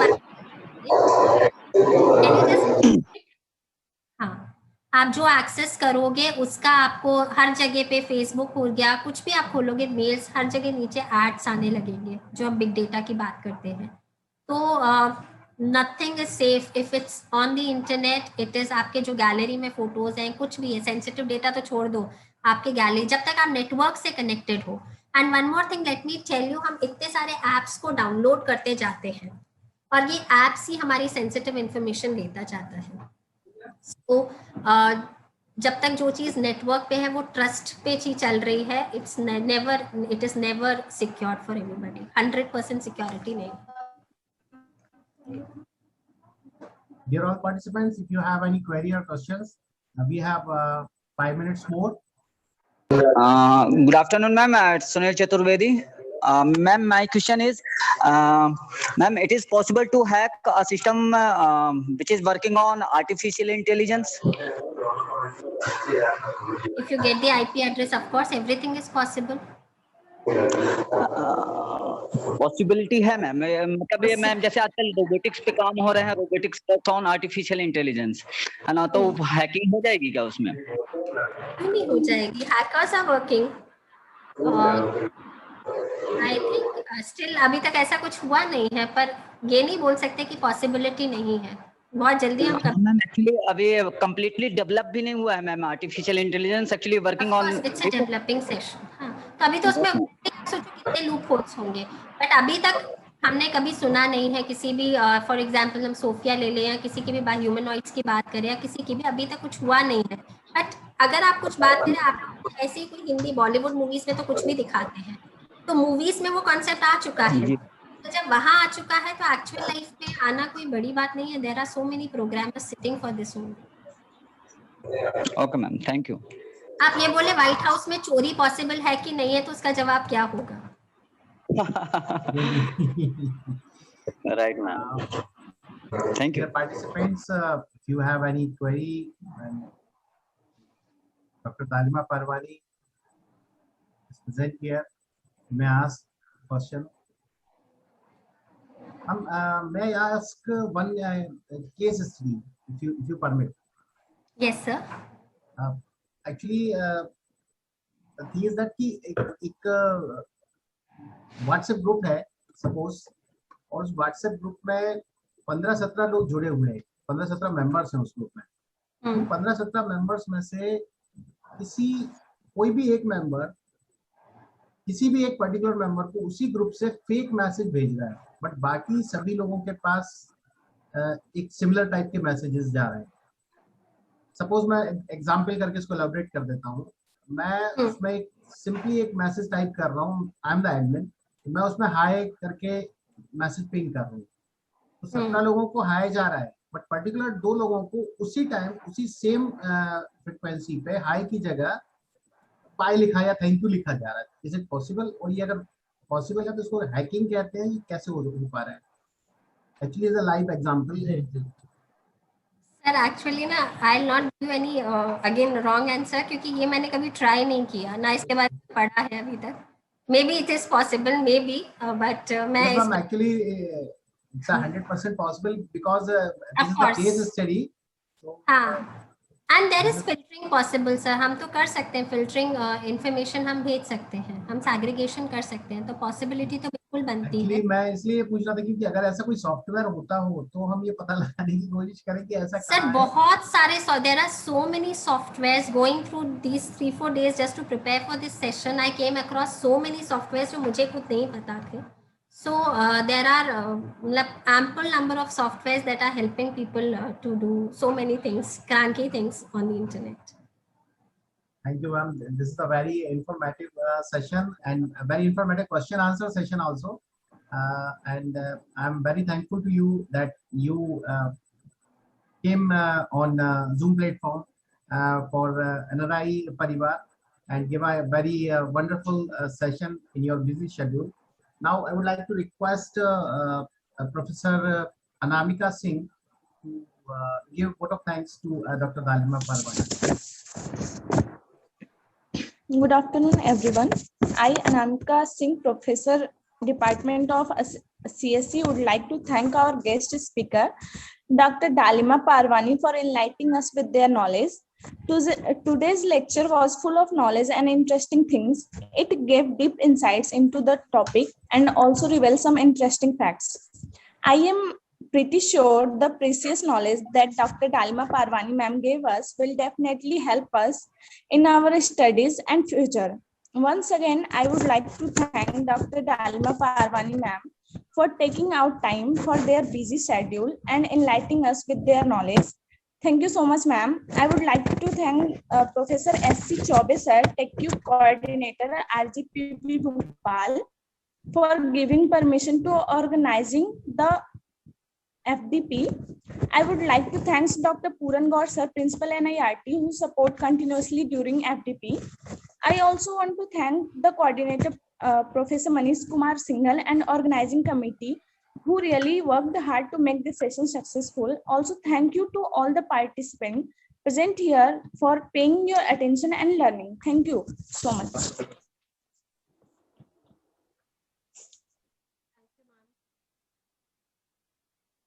Thank you, Dr. Dalima Parwani. Thank you so much, ma'am.